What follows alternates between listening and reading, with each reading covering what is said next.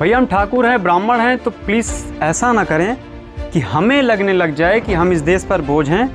हमने गलती की है ठाकुर और ब्राह्मण परिवार में जन्म लेकर। नहीं, हम सरकार का विरोध नहीं कर रहे हैं, क्योंकि हमारी मजबूरी है कि अगर हम सरकार का विरोध करेंगे तो आने वाली सरकारें जो है वो हमारे धर्म के खिलाफ ही बोलने लगेंगी। और प्लीज़ ना हम किसी जाति समाज का विरोध कर रहे हैं, क्योंकि हम सबको एक नज़र से देखते हैं, हिंदू की नज़र से देखते हैं। लेकिन भैया एक्चुअली आप नहीं देखते हो उस नज़र से।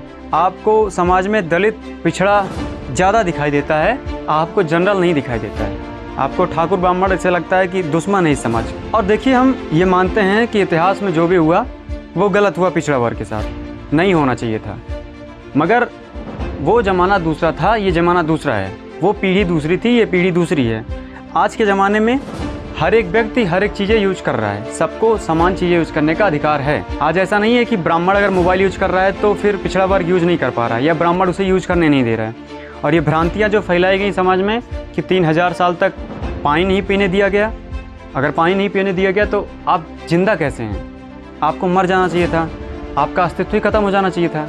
लेकिन आपका अस्तित्व है अभी, आप इस देश में सबसे ज़्यादा हैं, आपका परसेंटेज सामान्य वर्ग से ज़्यादा है। क्यों है भाई? अगर ब्राह्मण ने आपको, ठाकुर ने आपको पानी नहीं पीने दिया तो आपका परसेंटेज इस देश में क्यों ज़्यादा है? भ्रांतियाँ बहुत ज़्यादा फैलाई गई और उसी भ्रांति के बेसिस पर हमारा संविधान बनाया गया। आज के समय में सब एक बराबर हैं, लेकिन भाई साहब आपका संविधान नहीं मानता कि एक बराबर। अच्छा, आज के ज़माने में जब सब एक बराबर हैं, आपका संविधान कहता है या आप कहते हैं कि एक बराबर हैं, तो सबको समान अधिकार क्यों नहीं है? आरक्षण किस नाम का है? आरक्षण का मतलब यही है ना कि समाज में चली आ रही भ्रांताओं को और असमानताओं को ख़त्म करना है, पिछड़ा वर्ग को ऊपर लाना है। लेकिन आप कब तक ऊपर लाएंगे? कितना आरक्षण देंगे? आरक्षण भी एक लिमिट होती है। आज के समय में समस्या ये है कि अगर उस दलित वर्ग के दादा